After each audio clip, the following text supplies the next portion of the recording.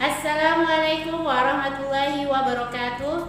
Sebelum kita mulai pelajaran hari ini anak-anak, marilah kita bersama-sama membuka pelajaran kita dengan mengucapkan basmalah. Bismillahirrahmanirrahim. Hai anak-anak, bagaimana kabarnya? Ustazah harap kalian semua dalam keadaan sehat walafiat. Baik, materi yang pertama yang akan Ustazah bahas adalah tentang kedudukan, fungsi, dan arti Pancasila. Nah, sebelum kita masuk materi pelajarannya, sudah pernah belum mendengar tentang kedudukan, fungsi, arti Pancasila? Nah, kalau belum, Ustazah akan jelaskan. Pengertian Pancasila sebagai dasar negara Republik Indonesia. Hal ini dikarenakan digali unsur-unsur yang berupa nilai-nilai yang terdapat pada bangsa Indonesia sendiri, yang berupa pandangan hidup bangsa Indonesia.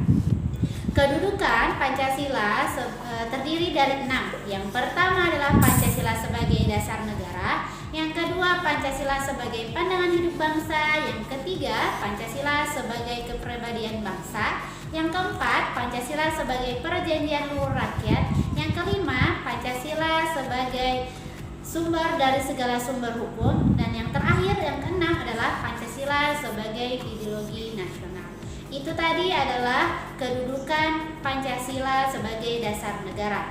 Nah, ingat, kedudukan Pancasila sebagai dasar negara itu ada 6.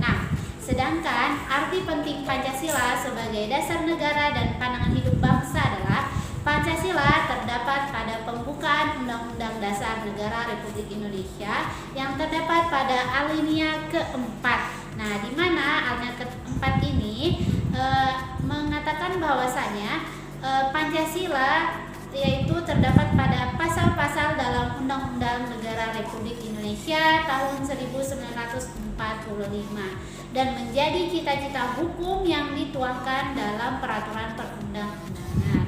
Nah, maksudnya adalah kenapa terdapat pada alinea keempat? Karena alinea keempat itu sudah mencantumkan semuanya dari pasal-pasalnya, hukum-hukum dan aturannya. Nah, maka kenapa setiap hukum itu diambil dari perundang-undangan? Karena semuanya sudah lengkap di sana. Ada hukum perdata, ada hukum pidana dan lain sebagainya.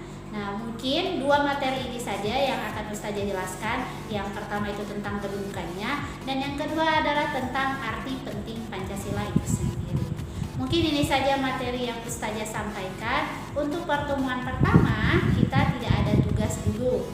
Nah, kurang dan lebihnya materi yang Ustazah sampaikan hari ini, Ustazah mohon maaf. Jangan lupa untuk mencatat materi yang Ustazah sampaikan tadi. Kita akhiri pelajaran ini dengan mengucapkan hamdalah, alhamdulillahirabbil alamin. Wassalamualaikum warahmatullahi wabarakatuh.